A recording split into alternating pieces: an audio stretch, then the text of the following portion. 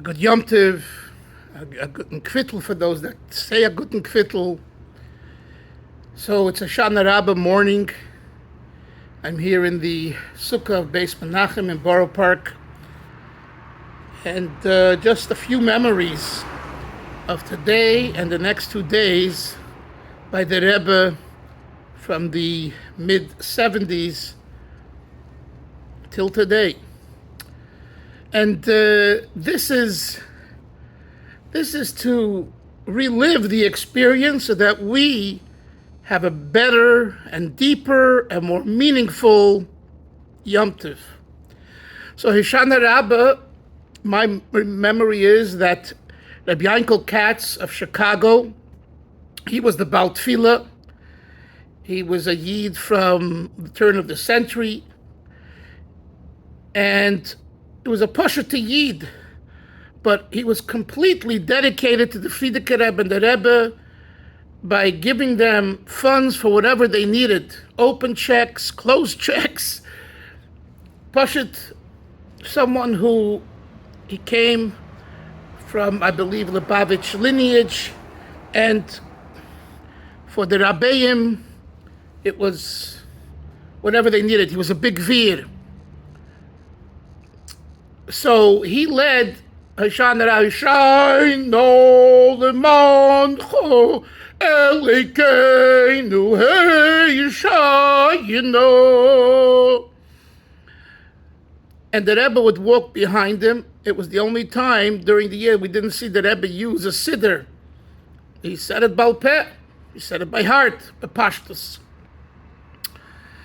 And it was a very beautiful, animated experience, but, it was within the kalim, within the vessels. It was still organized, relatively speaking. And I say that because in a moment I'll talk about Shmini Atzeres Simchas Torah, and there was beli gvul, without limitations. Hoshana Raba, during the day, the Rebbe gave out lekach to those that didn't get lekach out of Yom Kippur, to women and others. And towards the afternoon, the shul downstairs was closed because they were setting it up for Simchas Torah, Shmini Atzeres, Chabad, like other Hasidic groups. You dance at night, Shmini Atzeres, and everyone waited at the door for the doors to open. The moment the doors opened, everyone ran to their place to grab their place where they're going to stand for Hakafis, to see the Rebbe and Chassidim dance together, sing together, rejoice in a way that is transcendent.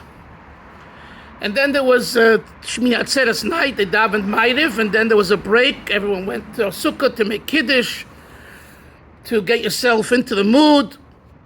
And I believe 9 o'clock, I think 7:30 was Ma'ariv, and 9 o'clock or so was Hakafis. Generally, the Simcha of Hakafis by Simchas Torah was greater. I do remember one year, I forget now the exact year, where the Simcha of Shmini Atzeres night by Hakafis was greater than Simchas Torah, and the Rebbe spoke about it by the Fabrenga the next day. And he said that there was a inyam and yuchad, a specific thing that warranted a greater simcha then. You can look it up, it's printed, the sikha with all the details.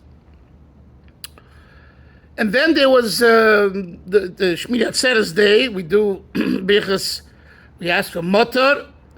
I think Rabbi Weinberg used to do it. I don't remember Rabbi Yosef Weinberg, and it was also very hard davening. He would say it very much from the heart. You can hear in the words, the Pirush HaMilah, the meaning of the words. And Shmini Atzeres day was a regular Yom Tov davening. Shmini Atzeres itself, I understand from the earlier days, the 50s, the 60s, and I think it was this way in Russia too, Chassidim would fabring in the sukkah, and they would come to Mincha and Ma'ariv of Simchas Torah already, begelufen, they already had a lot of l'chaim, and those that didn't have a lot of l'chaim, but the atmosphere was dancing. And I know that my Shver's brother, Baruch Serebransky, and Rabbi Yisrael Friedman, many times they would, when he was around, they would dance shoulder to shoulder, which is the way Lubavitcher Chassidim of old used to dance, like this. One hand on this shoulder and the other hand on that shoulder, and that's like the Rebbe danced with the Rashag. And then there was Hakofis that night, and Hakofis was Gavaldik. Oh, that's the Hakofis, yeah. So there was Hakofis. Now, in my time, they would sell the psukim, and there was bidding in the early years, and it took a lot of time. So later they changed it, and I guess they had pre-bids, and they just announced the people that bought the kibudim, the honors. One night, the funds went to the Tomchei Tmimim Yeshiva, Lubavitch Yeshiva, the Rashag, and the other night, I believe it went to Merkez L'Yonei Chinuch. The atmosphere, Simchas Torah, I could just tell you, it's beyond description. You had to see it to experience it. But at least some words, it was really electrified. There was nothing like it. 3,000 to 5,000 people jammed in a room. The Rebbe is by his place on a bima. Later, they made in the early years, there was no bima, and then they made a bima so everyone could see him from even the back of the shul. As soon as he came in, Simchas Torah, he started a niggin, and he made with his hands, and he turned around and he clapped, and it was not just like this. It was, here he saw a person who was 75 years old, 80 years old, 85 years old, and full force besimcha. And not only was he himself besimcha, he electrified everyone. And the place was, as we say in English, rocking. It was mamish. The Beis Medrash was shaking. And there were guests that came from France and guests that came from Brazil, and of course Eretz Yisrael. Most of the guests were from Eretz Yisrael. And it was really a feeling of achdus, of unity. Hakofis itself, Simchas Torah night, started at 1 a.m. And usually it finished 3 to 3:30 in the morning. And before my time in the 1950s and 60s, the Rebbe for 10 years taught a niggin like 5:30 in the morning. He taught a niggin. I wasn't there for that. But we would dance the rest of the night. And there was a lot of l'chaim, and there was farbaisen, and it was, I don't know what to tell you, but in my days, I didn't feel like it was, wild, wild. It was very lebedik, and there were quite a few people that had quite a bit of mashke and l'chaim, and they were probably good and shikir.